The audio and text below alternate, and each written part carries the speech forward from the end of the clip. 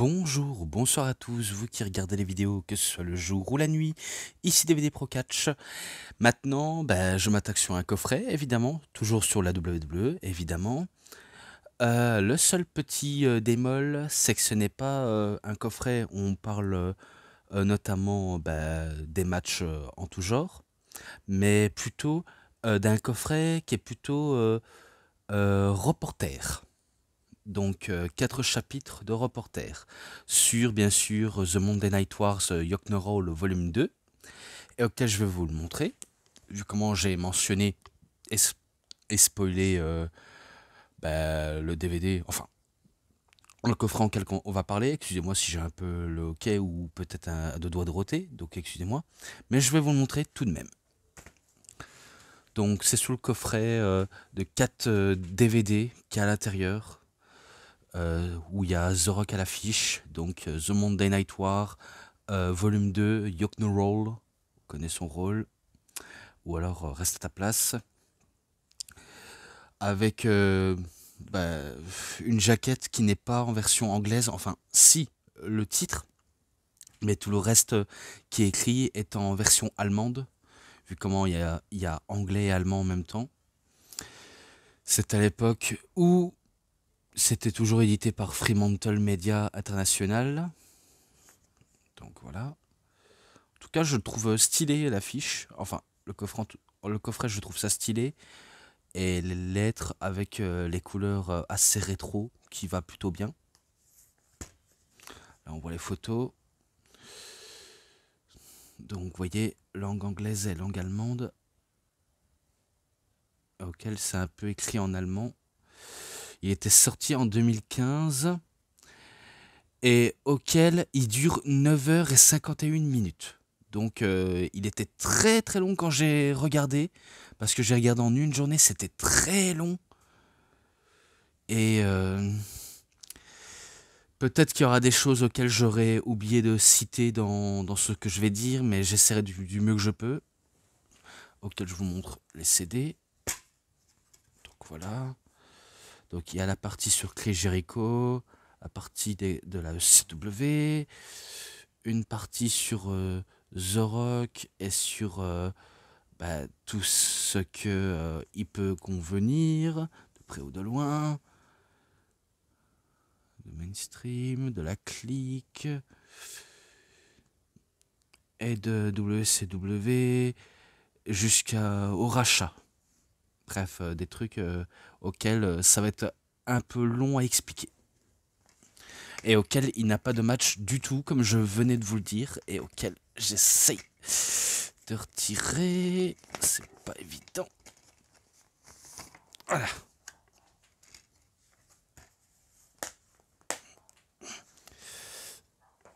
D'ailleurs, j'aime beaucoup comment c'est présenté, hein, avec ce genre de, de couverture qui sert de notice. Alors, dans le DVD 1, ça parle que du côté de Chris Jericho. Donc, est-ce que j'ai vraiment besoin de dire tout au sujet de Chris Jericho? Clairement, est-ce que j'ai besoin de citer? Par contre, attendez, il faut que je coupe pour mieux le placer parce que je sais pas placer autrement. Donc, attendez. Donc voilà, je reviens. Logiquement, ça devrait aller vu comment je m'embêtais à mieux le placer correctement. Mais là, je crois que ça devrait aller, logiquement. Donc, comme je disais, est-ce que j'ai vraiment besoin de tout citer sur Chris Jericho à la bonne vieille période? Lorsqu'il a débuté sa carrière dans les années 90 ou 90, si vous préférez. Notamment en commençant au Canada et en participant un peu à travers le monde, que ce soit Mexique, Allemagne, Japon, et, euh, et faire une transition aux États-Unis. Est-ce que j'ai vraiment besoin de tout citer? Auquel Jericho a combattu à la Stampede Wrestling, il a combattu à Smoky Mountain Wrestling aux États-Unis, au Mexique du côté de la CMLL, au Japon, que ce soit la New Japan ou à la FMW et également à la WAR, donc W-A-R.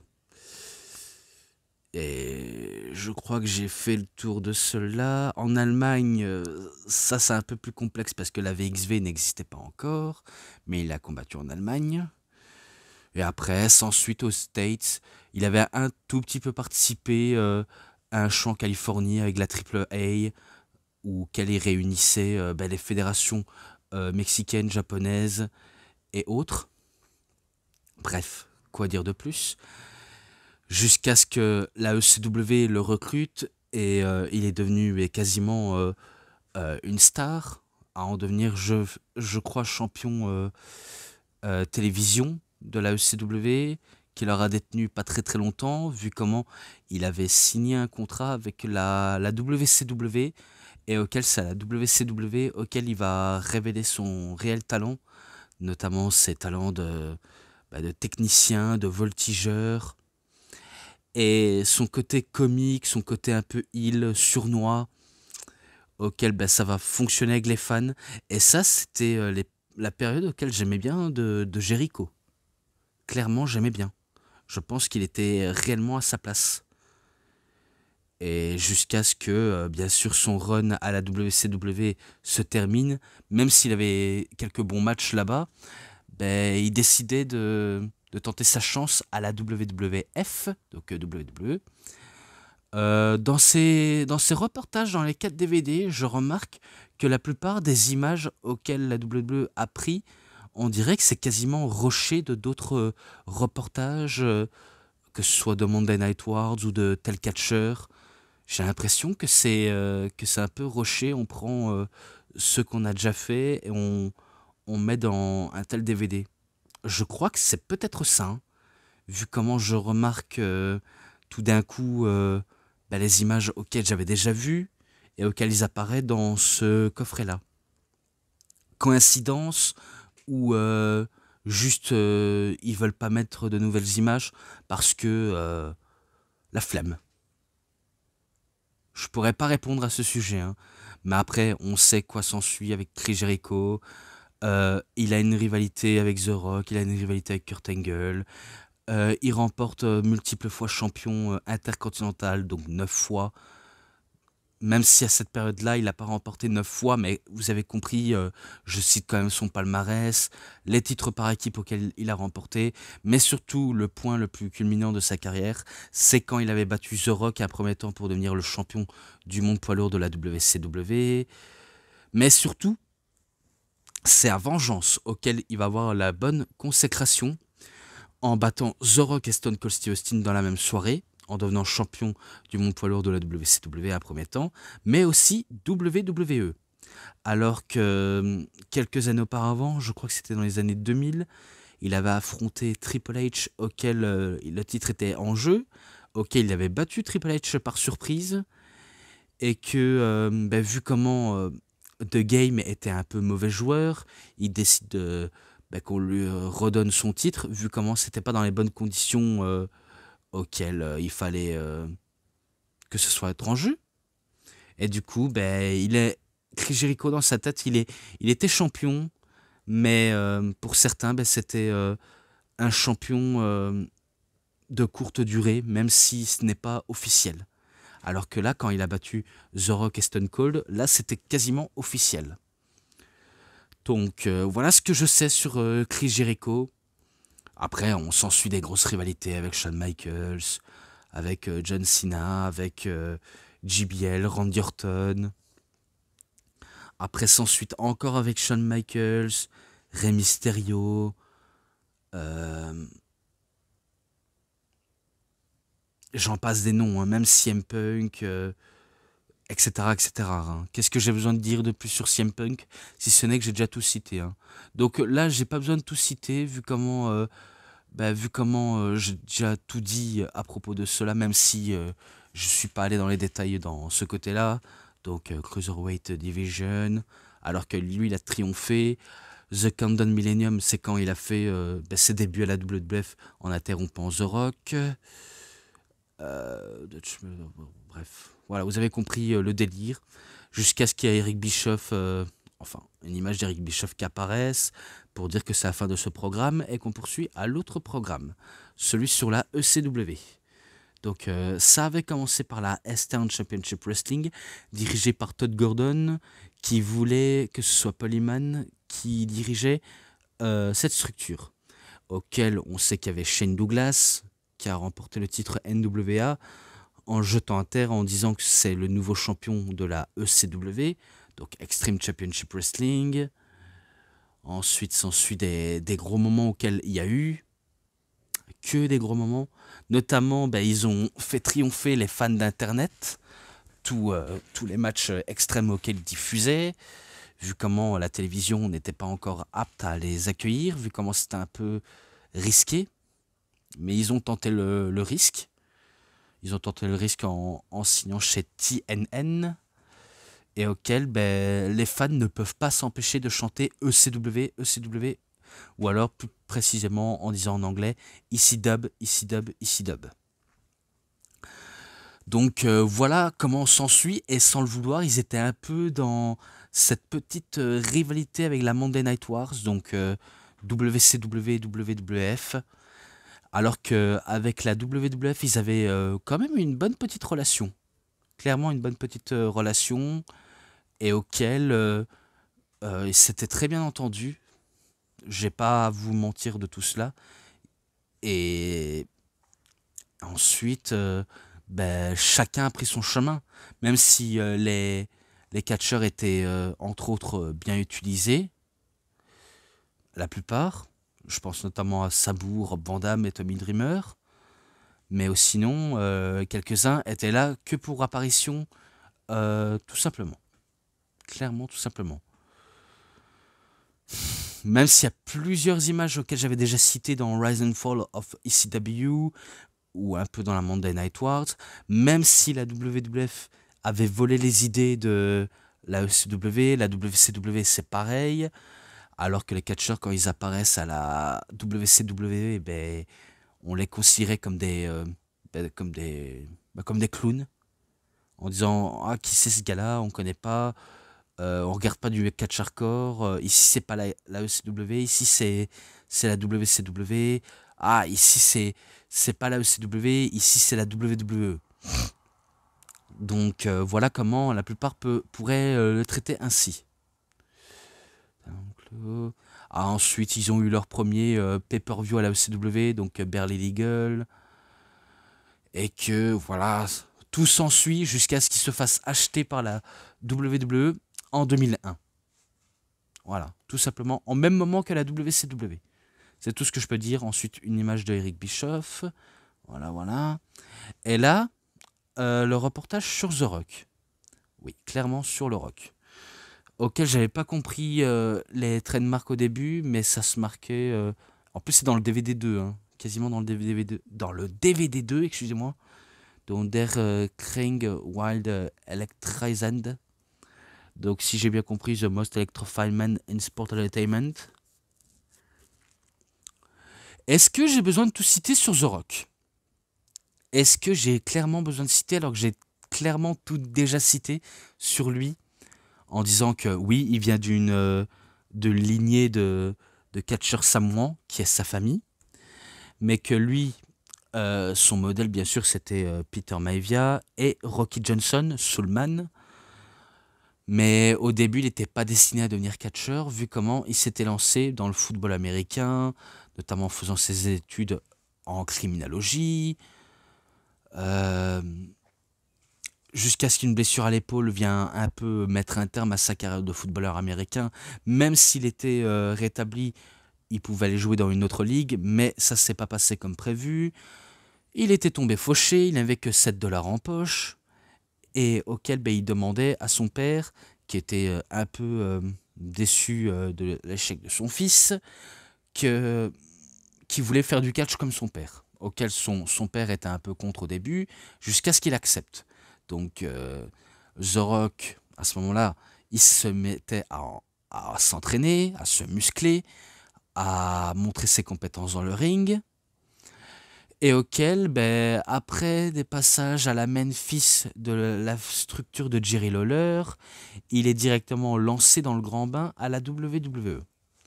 Notamment au Survivor Series, qui était un peu ses plus gros débuts, ses gros débuts à la WWE, auquel il débute sous le nom de Rocky Maivia. Donc, comme je l'ai dit, même si au début avec WWE Réseau, qui m'avait quasiment énervé à l'époque, auquel je l'ai cité dans le tout premier coffret de The Rock, et que je l'ai redit par la suite dans l'autre coffret de The Rock, donc dans My Journey de Dwayne Johnson, auquel je vous le dis et je vous le répète, parce que lui, il m'avait quasiment énervé, même s'il me met des messages absolument random et incompréhensifs auxquels ça me mine vraiment beaucoup, et il peut pas s'en empêcher. Donc, je vous le dis, Rocky, c'est le nom de son père, et pas de Rocky Balboa, pas dans le film, même si ça se rapproche. Donc, Rocky pour Rocky Johnson, et Maivia pour High Chief Peter Maivia. Donc, quand tu mets Rocky et Maivia, ben, ça fait Rocky Johnson et Peter Maivia, entre autres. Enfin, Peter Maivia, donc ça fait Rocky Maivia. Donc en mettant ces modèles, les noms de ces modèles, ben, ça fait cet effet-là. Même si avant je savais mieux dire, mais maintenant je perds quasiment tous mes moyens. Quand je parle, c'est incroyable. Bah, au moins j'aurais tout dit, les bonnes questions et les bonnes réponses. Parce que si on est complètement bête et qu'on peut pas comprendre ce fait-là, excusez-moi, il faut vraiment être perché à ce point-là. Et même à l'époque, enfin à la bonne vieille période où j'avais commenté les taggets classiques, eh bien il m'avait pris la tête avec ça et moi ça me cassait les burnes. Donc c'est pour ça que lui il fait partie vraiment des points noirs de ma chaîne.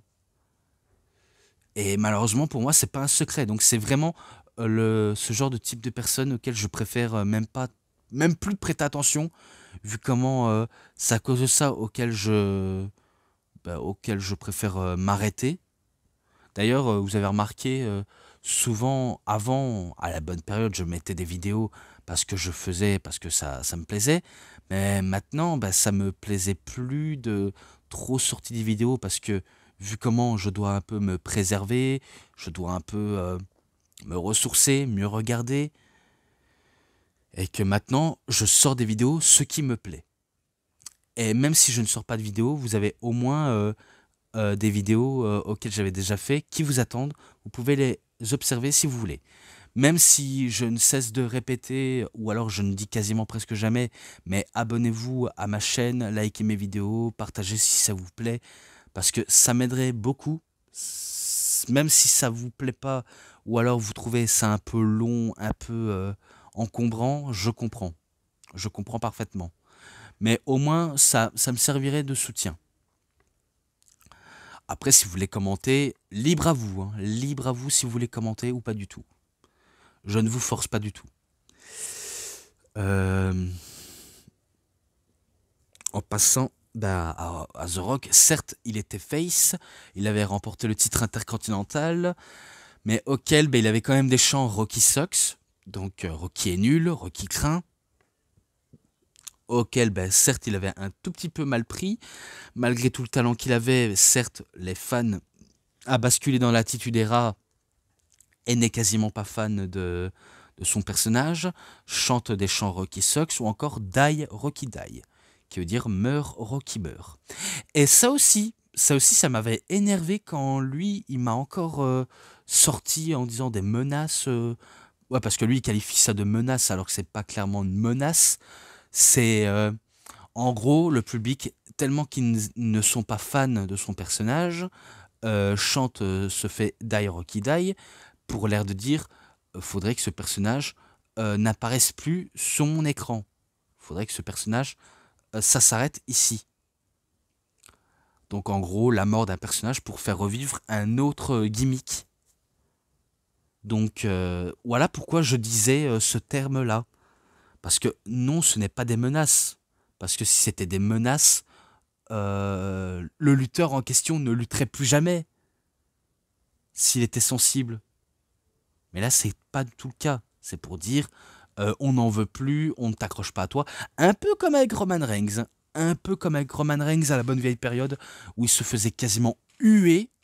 eh ben c'est sûr, on n'en voulait plus de Roman Reigns. Même si moi, personnellement, j'adorais Roman Reigns, je ne le détestais pas personnellement. J'essayais de l'aimer malgré, malgré tout ce que il y avait, tout ce qui est sorti sous sa gueule, quoi. Je sais pas comment vous le décrire tout ça. Oh là là, mais quel manque de moyens de citer de ma part, c'est incroyable. Bref, vous avez compris, voilà comment The Rock est devenu heel. Il a rejoint la Nation of Domination.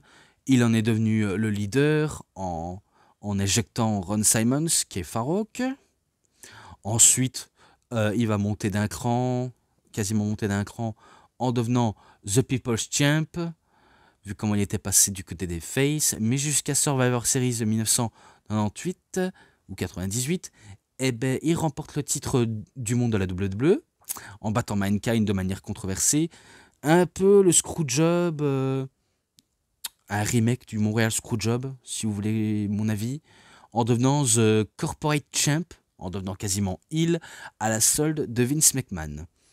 Et après des multiples affrontements avec Stone Cold Steve Austin, il commence à devenir face, et en devenant le favori de la foule, et c'est à ce moment-là auquel The Rock va complètement exploser. Hein. Donc il va devenir le champion du peuple, en devenant de multiples fois champion WWE par la suite, et en ayant encore une rivalité avec la corporation de Vince McMahon, notamment avec Triple H. Bref, tout s'ensuit avec The Rock. Hein. Tout s'ensuit.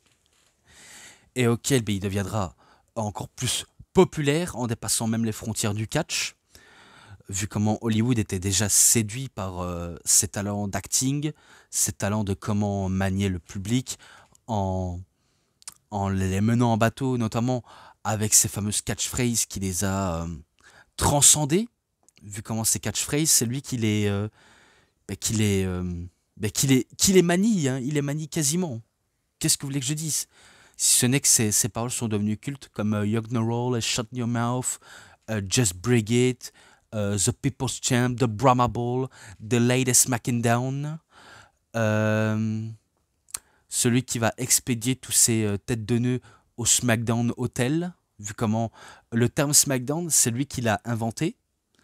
Et à tel point qu'en 1999, donc en 1999, ça devient quasiment un show, auquel c'est lui le papa fondateur de la WWE. Notamment du show, hein. C'est plus du show que la WWE en lui-même. Hein. Mais sinon, c'est lui, The Rock, himself, le papa de SmackDown. Parce que c'est lui qui l'a inventé. Il a plusieurs fois remporté des titres, notamment le titre du monde poids lourd WCW, encore le titre WWE, jusqu'à ce qu'il se fait battre par Brock Lesnar, en affrontant une dernière fois Stone Cold Steve Austin en 2003. Il a participé à un match avec la Rock and Sock Connection, justement avec la Rock and Sock Connection, auquel il a fondé avec Mick Foley, qui est Mankind, Dude Love, Cactus Jack, j'en passe des noms, auxquels au début ce sont deux personnages opposés auxquels ils ne sont pas faits pour être amis, auxquels ils ne sont pas faits pour coopérer, et pourtant ça le deviendra, et voilà comment est devenue leur plus grande force. Mais au moins ça leur a quasiment réussi à tous les deux. Jusqu'à ce que voilà, The Rock, il part à Hollywood. Il est parti notamment du côté de 2002, ou alors avant 2002. Ok, il a joué dans Le Retour de la Momie, Le Roi Scorpion. Et ensuite, il a enchaîné d'autres classiques, hein, d'autres classiques de films hollywoodiens, auxquels ça en fait déjà beaucoup trop à citer. Hein, mais vous avez compris, The Rock, à ce moment-là, tout ce qu'il a fait, ça lui réussissait bien. Tout lui réussit. Et voilà comment s'ensuit l'épisode avec Eric Bischoff, encore une fois.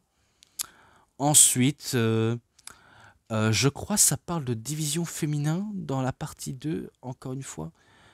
Auquel, bien sûr, la division féminin n'était pas assez glorieuse à cette période. Clairement, elle n'était pas glorieuse.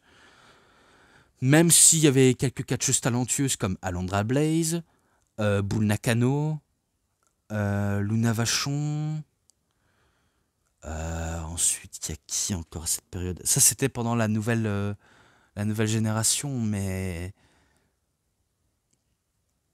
Mais sinon, à cette période-là, certes, c'était pas très glorieux vu comment à l'époque les femmes n'étaient pas aussi importantes qu'aujourd'hui, parce que c'était les hommes les plus supérieurs, et c'était eux qui faisaient vendre, que les femmes n'étaient que là, euh, soit pour leur attribut physique, ou alors leur attribut athlétique sur le ring, parce qu'à l'époque, c'était pas, on va dire, de l'esthétique, hein. C'est au moment de l'attitude era auquel ça va surgir, jusqu'à arriver à la Ruthless Aggression, et ben, à l'RPG du nouvel ère. Voilà ce que je peux en dire. Jusqu'à ce que Alundra Blaze part du côté de la WCW et qu'elle jette le titre à la poubelle, vu comment ça va parler de WCW, ça va parler de WWF, comment la structure, enfin les deux structures étaient en concurrence et auxquelles ils ne pouvaient pas se blairer, vu comment ils voulaient se mettre coup pour coup. Et c'est pour ça qu'elle a mis le titre à la poubelle, même si elle a regretté par la suite. Ensuite, ça a ensuite tourné dans l'attitude, auquel les femmes étaient plus sexualisées. Des femmes comme Sable, il y avait Sable, il y avait toujours Tamilyn Sitch, donc Sunny. Euh, Luna Vachon était encore présente. Electra, je pense qu'elle était présente également. Euh, Torrey Wilson, peut-être. Stacy Kimbler, elle, c'était plus du côté de WCW jusqu'à ce qu'elle devienne à la WWF. Dan Marie, c'était de ECW, WCW à WWF. Et ensuite, bah, Stephanie McMahon, quasiment obligée, Stephanie McMahon, qu'elle a été présentée comme la fille de Vince McMahon, la sœur de Shane McMahon, auquel on connaît aussi son histoire. Elle a eu quelques différents mecs, notamment Test, auquel c'était pas un homme avec qui elle finira jusqu'à la fin de sa vie, au contraire, vu comment c'était avec Triple H. Et vu comment avec Triple H, c'était plus logique, et vu comment ils avaient une bonne alchimie à l'écran, comme dans la vraie vie, qui sont réellement tombés amoureux, et auquel ça devenait le couple le plus impitoyable, intraitable, au possible, hein. Clairement, eux, ils ont fait quasiment les 400 coups. Et voilà comment ça s'est venu de là. Même si j'ai pas d'autres arguments à dire. Mais bref, ensuite, Lita et Trish Stratus qui marqueront cette époque. Notamment Trish Stratus, elle ira dans l'équipe TNA, donc Test et Albert, alors que Lita dans la Team Extreme avec les Hardy Boys. Donc comment vous le dire que c'était deux femmes qui ont quasiment révolutionné cette époque à l'attitude era. Et en enchaînant des matchs complètement dingues au possible. Ensuite, Eric Bischoff encore, qui parle, pas très important à citer. Ensuite, DVD 3, les deux structures qui devenaient mainstream. Et ensuite, on passe quasiment à Hulk Hogan. Alors, Hulk Hogan, on connaît tout sur sa carrière. Il est devenu champion WWE au plus long règne, à la bonne période, jusqu'à switcher avec celui de Macho Man, Ultimate Warrior, Sergent Slaughter, Sid Vicious, enfin, pas avec Sid Vicious, mais voilà quoi. Jusqu'à ce que, lorsqu'il perd contre Yokozuna, il décide de quitter la WWE pour aller à la WCW, auquel ça s'est conclu lors d'un signature de contrat à Disneyland. Et voilà comment s'ensuit Hulk Hogan est devenu une immense star et qu'il avait affronté Ric Flair, ensuite fait d'autres 400 coups dans la structure, jusqu'à ce qu'il devienne heel en faisant rejoindre Razor Ramon et Big Daddy Cool Diesel, donc Scott Hall et Kevin Nash, en formant à eux trois la NWO. J'allais dire la LWO, mais non, c'est la NWO.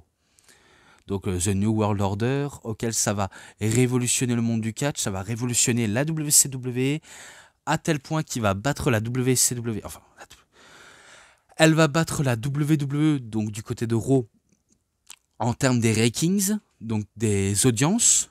Ils vont battre aux côtés des audiences, vu comment c'était la NWO qui dominait en force. Comment vous le dire à ce point-là? Ensuite, Rattlesnake, je pense que ça parle de Stone Cold Steve Austin. Stone Cold Steve Austin, forcément, on connaît tous sur lui. Il avait débuté dans d'autres structures dans les années, enfin, à la fin des années 80, début 90, eh ben, il a triomphé au Texas jusqu'à aller à la WCW, auquel il était presque persuadé d'avoir un brillant avenir.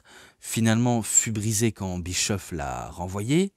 Et c'est pour ça que Steve Austin a été à la ECW à un premier temps, jusqu'à aller à la WWE, auquel, là, il va quasiment tout rafler. Tout rafler. Et voilà comment il devient le plus populaire de tous. Et voilà. On sait tout sur Steve Austin, malgré une blessure qui a failli lui coûter la vie et quasiment quand même coûter une partie de sa carrière à la WWE. Donc toutes ces réussites, j'ai pas besoin de les dire vu comment j'ai déjà tout dit sur Stone Cold. Ensuite, il y a Dennis Rodman et Mike Tyson. Alors Dennis Rodman, il faut savoir c'est que c'était un joueur de basket, Dennis Rodman, avant d'être acteur et manager à la WWE, parce que je peux qualifier ça de manager. Donc il était joueur de basket et il a joué dans le film Double Team avec Jean-Claude Van Damme. Et pour ça, ben, la WCW avait fait de la pub pour le film-là et un peu de la pub pour Dennis Rodman quand il jouait au basket. Et du coup, ils ont proposé à Dennis Rodman de faire un combat de catch avec Hulk Hogan contre The Giant, donc Big Show. Et qui encore? Je sais même pas si c'est Randy Savage ou quelque chose comme ça. Mais tout ce que je sais, c'est qu'il avait participé à un match après 2, 3, 4, bref, vous avez compris le délire. Donc ça, je peux pas trop en dire, ce n'est que j'en ai un tout petit peu dit sur Dennis Rodman.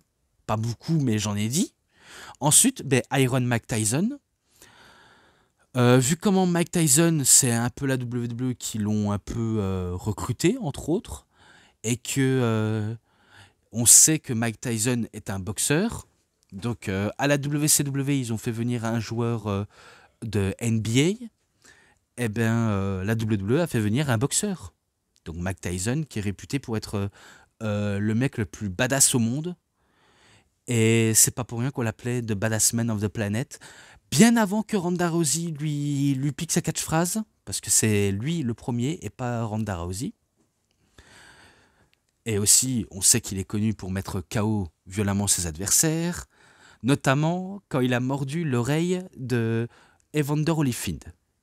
Donc il est un peu connu pour ça, et auquel, même s'il était presque au bout du gouffre, euh, il était quand même avoir le privilège pour la WWE de l'avoir dans son roster, voire quasiment pour WrestleMania 14, auquel il aura une altercation avec Steve Austin et qui sera dans la DX avec Shawn Michaels, Triple H, Chyna et un peu Rick Rude, même si Rick Rude, je pense qu'il était parti entre temps. Au jour J de WrestleMania, bien sûr, il était un enforcer, un peu arbitre, auquel ben, il fait le décompte pour donner la victoire à Steve Austin en devenant champion WWE. Et voilà comment s'ensuit sur The Iron Mike. Voilà. Ensuite, WCW, Late Night Fashion. Je pense qu'il parle des statistiques de WCW quand ils avaient battu Raw dans les audiences et auquel ben, c'était un produit à part au début jusqu'à ce qu'il devienne un concurrent pour la WWE. Et voilà comment s'ensuit les audiences avaient monté. Ça a été la structure la plus importante au début, jusqu'à ce qu'ils se font rattraper. Et à force d'enchaîner les mauvais bookings, quasiment des mauvais bookings, et ben voilà comment s'ensuit des petites répercussions. Ensuite, pop culture, explosion, ouais. La pop culture avait explosé quasiment. Ensuite, Eric Bischoff parle. Bref, je passe encore au suivant, vu comment j'ai mis le CD en attendant. Et moi, pendant ce temps-là, je vais un peu couper pour un peu respirer et m'hydrater. Parce que je sens que je perds quasiment tous mes moyens. Donc voilà, ça poursuit. Donc je suis à un autre chapitre. Voilà, ça parle de shows auxquels il y avait des différences, auxquels les ratings pour la WCW leur sourient jusqu'à ce qu'ils se font doubler par la WWE. Euh, la nouvelle génération, ils en parlent un peu. Même si c'est marqué en allemand, je ne comprends pas forcément tous ces dires, mais je poursuis, je poursuis. Là, ils en parlent un peu sur la carrière du Big Show, auquel je pense que ça parle de lui exactement. Donc sur le Big Show, est-ce que j'ai besoin de dire tout sur lui si ce n'est que on sait que il avait une maladie, donc la maladie du gigantisme. Il avait fait du basket jusqu'à ce qu'il s'intéresse au catch et qu'il avait débuté face à euh, Hulk Hogan lors d'un combat de Monster Truck et dans la même soirée en le battant pour devenir champion du monde poids lourd de la WCW en devenant, je crois, le plus jeune champion de l'histoire de la fédération et auquel il a été dans d'autres histoires, notamment avec la NWO, contre la NWO, quelques rivalités en tout genre, jusqu'à ce qu'il quitte la WCW pour aller à la WWF, auquel il effectue ses débuts en, en tabassant Stone Cold, et sans le vouloir, en le faisant gagner, lors d'un match à la In Your House Massacre in Saint-Valentin. Excusez-moi. Après, il a été dans d'autres horizons, en faisant tantôt le comique, tantôt la vilaine grosse brute, en faisant de son mieux pour divertir tout le monde, jusqu'à devenir champion de la WWE, auquel il n'aura pas détenu très longtemps, mais il a été dans d'autres histoires, dans d'autres histoires, vu comment au début il avait commencé avec The Giant, au début de la WWE avec Paul White, et il termine avec The Big Show, auquel bien sûr le Big Show aura tout gagné, tout gagné, tout connu, tout fait. Donc j'ai pas besoin de tout citer sur la carrière du Big Show, vu comment je l'ai dit dans son coffret, comme j'ai dit dans la carrière de Chris Jericho également, The Rock, et d'autres DVD auxquels je pourrais en citer. Mais voilà comment s'en suit pour le Big Show. Donc ça s'arrête encore avec Eric Bischoff. The Click, exactement, j'avais déjà cité pour la Click également dans leur coffret, vu comment au début c'était uniquement Shawn et Kevin Nash, et Razor et One Two Three Kid, parce que Triple H n'était pas encore à leur côté, mais dans la vraie vie, ils étaient réellement amis. Alors que sur le ring, c'était des rivaux. C'était quasiment des rivaux.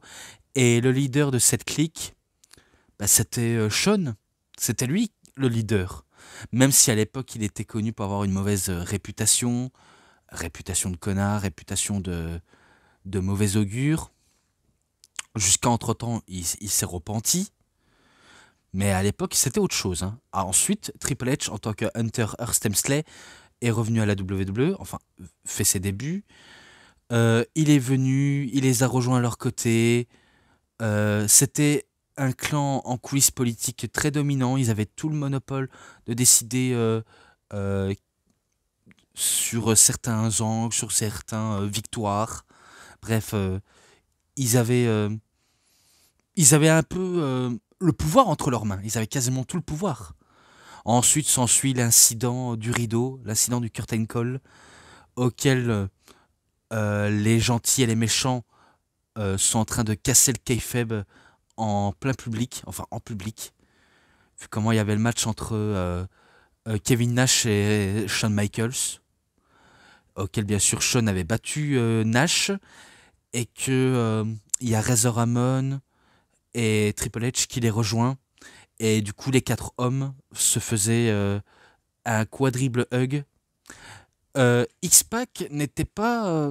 enfin, il n'était pas là, vu comment je pense qu'il était blessé, je pense. Pourtant, il se faisait appeler un One Two Three Kid. Excusez-moi encore une fois. Et du coup, bien sûr, certes, les deux catcheurs, ils allaient partir à la WCW. Donc, ils allaient quasiment partir.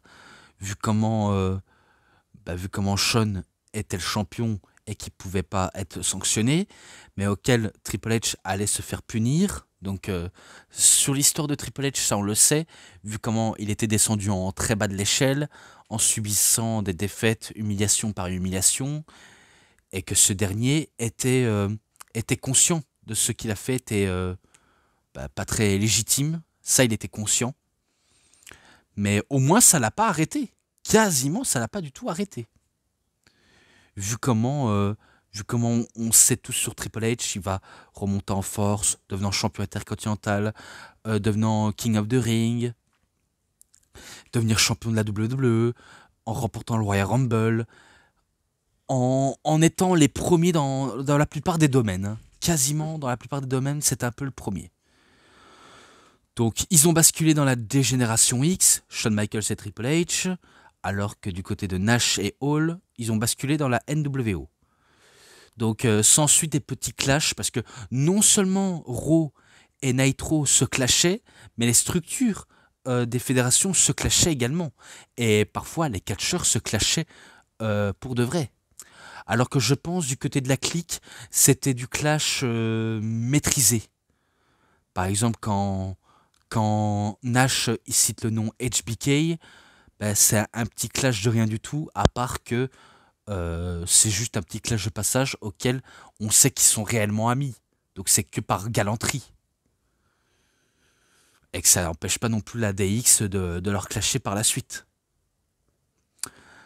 Donc après, de l'eau a coulé sur les ponts, la WCW a coulé, et ils sont redevenus de très bons amis, malgré s'ils ont pris des chemins différents. Bref. Ensuite, enfin le DVD 4. DVD 4, et j'espère que je vais aller un peu droit au but.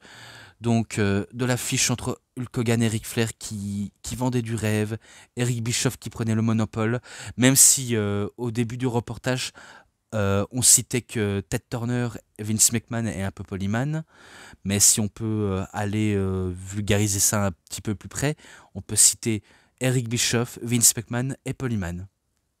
Voilà comment j'aurais dit ce fait. Ensuite, Ric Flair est en roue libre.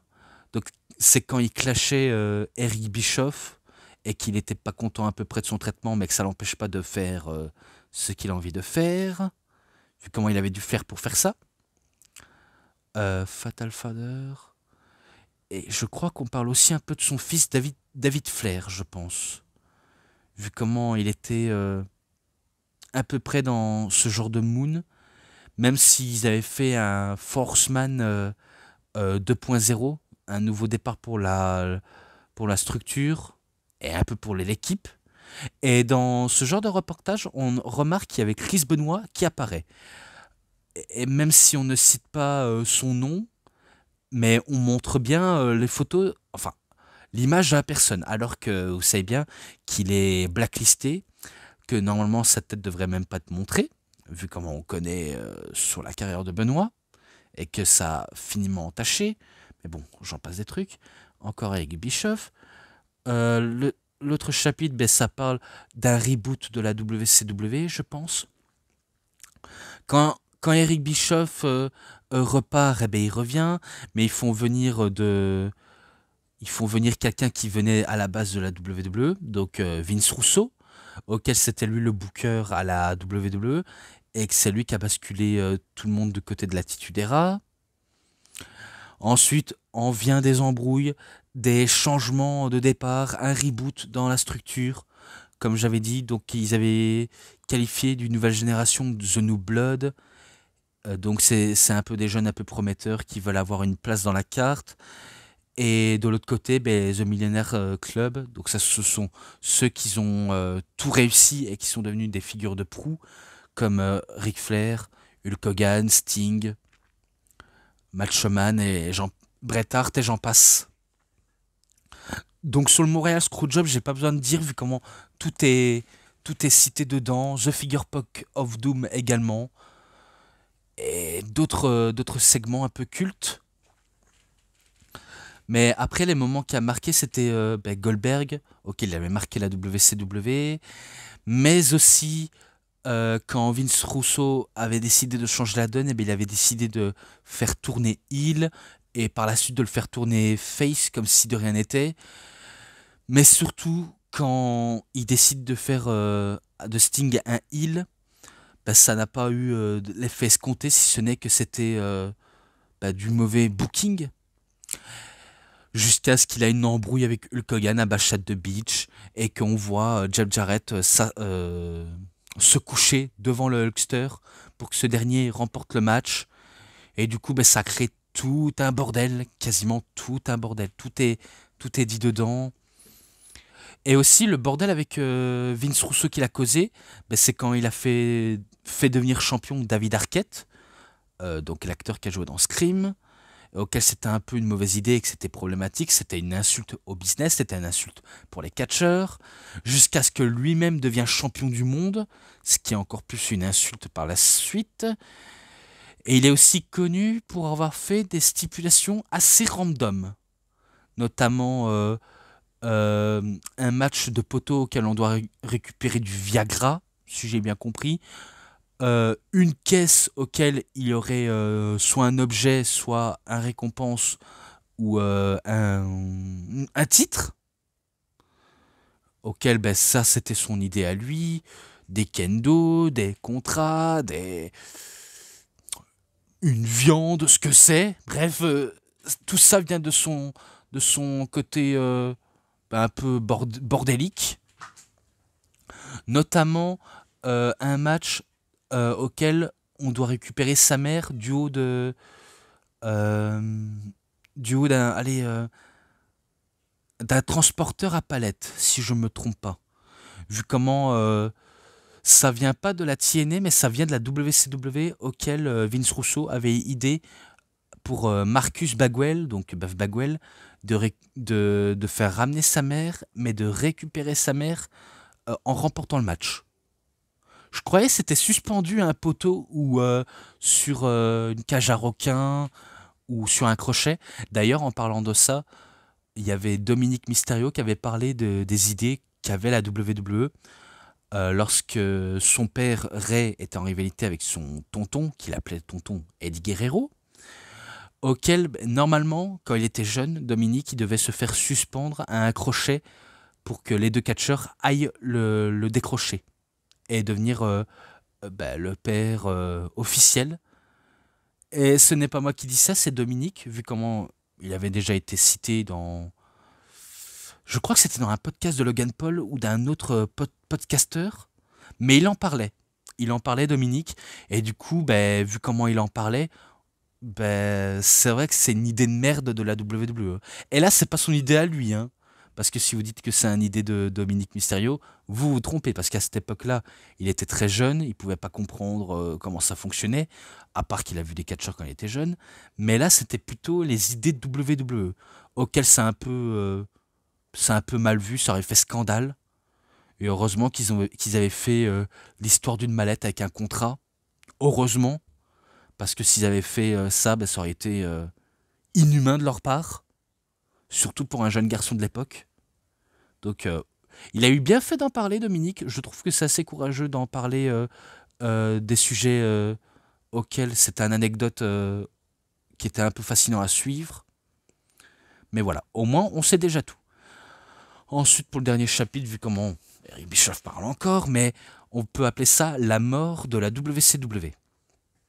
Vu comment ils ont enchaîné des mauvaises idées créatives, euh, des bookings absolument dévastateurs, des bordéliques,